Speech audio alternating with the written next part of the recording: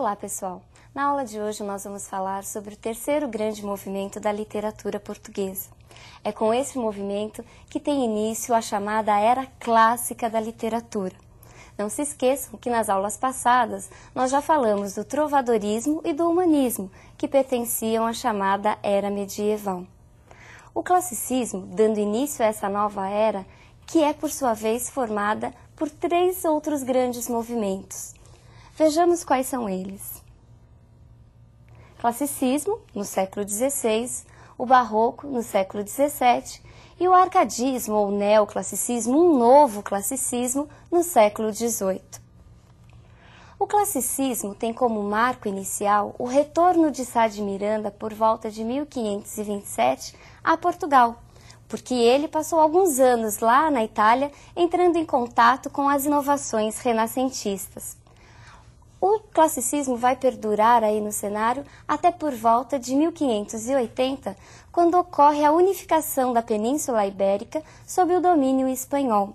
Nessa época, Portugal já não aguentava mais, já não conseguia mais se sustentar político-economicamente.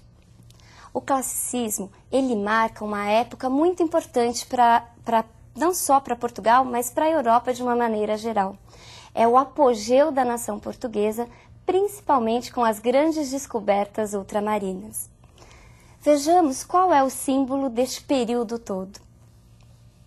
A Torre de Belém se localiza na entrada do Porto de Lisboa e foi construída justamente nessa época, lá no século XVI, para simbolizar todo este período, as grandes navegações portuguesas. Essas descobertas começaram basicamente com a rota que Vasco da Gama empreendeu, o caminho que ele descobriu para as Índias, isso em 1498. Depois, nós também temos, já em 1500, o descobrimento do Brasil e mais um pouquinho para frente de outras regiões lá na África. O classicismo, ele marca a conquista, esse apogeu, e isso acaba refletindo também na própria economia de Portugal. Neste período, Lisboa se transforma numa das grandes capitais da Europa. Vejamos agora quais são as principais características do classicismo. Racionalismo é a razão que passa a governar a emoção e o sentimento. Essa razão, este equilíbrio, busca uma harmonia. Até então, o homem que era mais particularizado agora passa a ganhar ares mais universais. Os clássicos estavam preocupados com o homem sim, com o mundo também, mas com o homem e com o mundo com letra maiúscula. Vejamos a segunda característica, retomada da mitologia pagã. Aqui, os autores, os poetas greco-latinos são retomados. E eles são retomados por quê? Porque eles são tidos como exemplos de perfeição, ideais de beleza. Tanto que vários deuses gregos aparecem na literatura e na pintura renascentista deste período. Agora a próxima característica, a verossimilhança. Para o clássico, a verdade era o racional e o racional era o belo. O belo e o racional, por sua vez, correspondiam àquilo que era natural. É por isso que, neste período, a natureza é constantemente imitada e muito valorizada.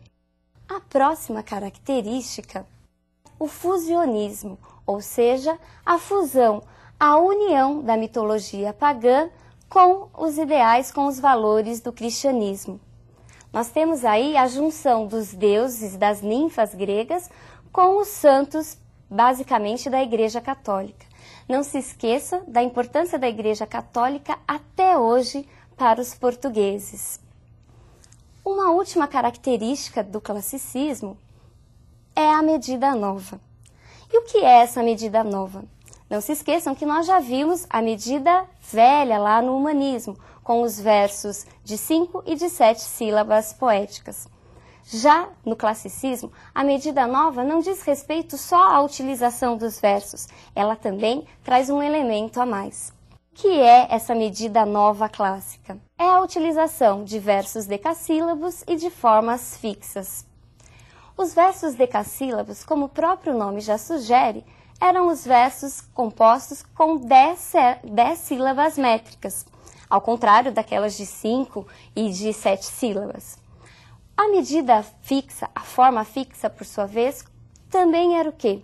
Era a utilização de determinadas composições a partir de umas regras pré-estabelecidas.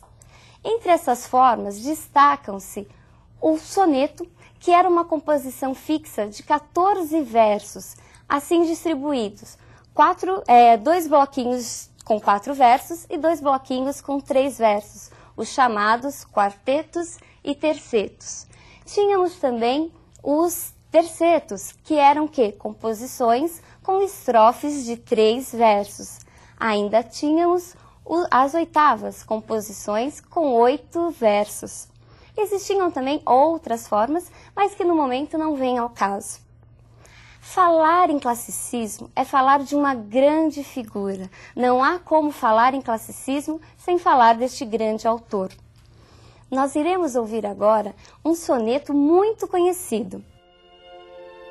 Amor é um fogo que arde sem se ver, é ferida que dói e não se sente, é um contentamento descontente, é dor que desatina sem doer, é um não querer mais que bem querer, é um andar solitário entre a gente, é nunca contentar-se de contente, é um cuidar que ganha em se perder, é querer estar preso por vontade, é servir a quem vence o vencedor, é ter com quem nos mata a lealdade, mas como causar pode seu favor nos corações humanos a amizade, se tão contrário a si é o mesmo amor? E então, descobriu quem é o grande autor, quem é o grande poeta clássico? Que bom! Mas cuidado, se você disse Renato Russo, você errou. Vejamos quem é esse grande autor. Isso mesmo, o autor é Luiz Vaz de Camões, o nosso conhecidíssimo Camões. Mas se você disse Renato Russo, não fique triste, pois há uma explicação. Renato Russo, o nosso conhecido compositor e músico brasileiro, se utilizou deste famoso soneto de Camões, Amor é fogo que arde sem se ver, na letra da sua música Monte Castelo, que foi muito tocada há alguns anos em nosso país.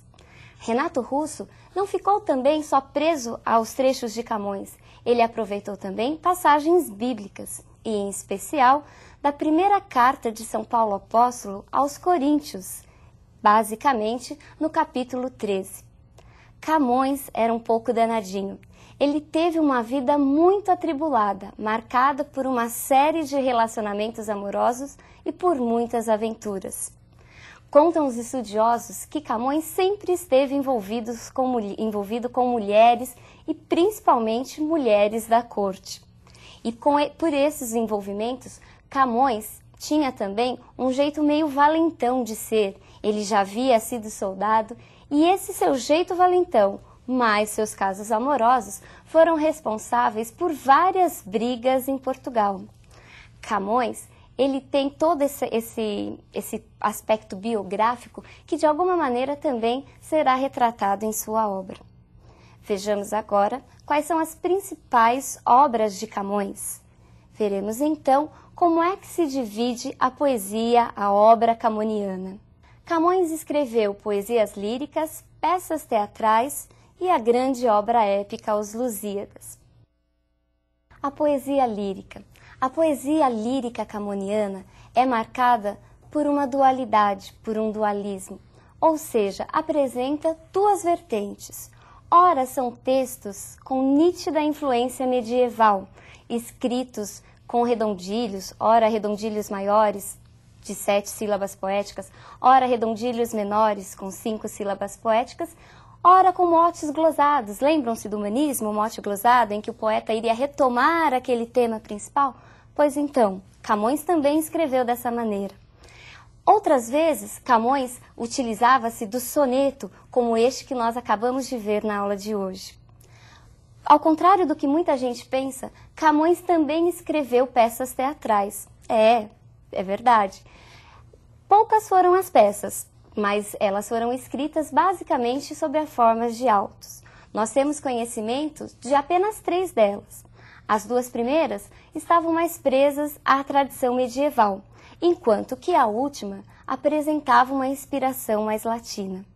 Mas o Camões é conhecido não só nos países de língua portuguesa, mas em todo o mundo como grande escritor épico, como o autor da grande epopeia da língua portuguesa. Epopeia essa chamada de Os Lusíadas. Neste texto, nessa epopeia, e o que é uma epopeia? Epopeia é a narrativa dos grandes feitos de heróis, ou no caso de Os Lusíadas, da nação portuguesa. Nessa obra, o Camões ele vai retratar um pouco do que foi a viagem de Vasco da Gama. Encontraremos também o fusionismo e outras características marcantes do classicismo. Mas todas essas características não serão estudadas hoje. Basta que hoje você saiba que Camões, ao escrever os Lusíadas, de alguma maneira sabia muito bem do que estava falando, porque assim como Vasco da Gama, ele também fez uma viagem que fazia todo o percurso do caminho em que Vasco da Gama fez para chegar até as Índias. Vasco da Gama, Camões, são temas fundamentais do classicismo também. E para terminarmos, é importante que nós nos lembremos do que foi dito. Falar em classicismo é falar em medida nova. E o que é essa medida nova? A utilização de versos decassílabos e de formas fixas, basicamente dos sonetos, dos tercetos e das oitavas. Falar em classicismo é falar na grande figura de Luís Vaz de Camões, o nosso conhecidíssimo Camões. Bom, pessoal, por hoje é só e até a nossa próxima aula.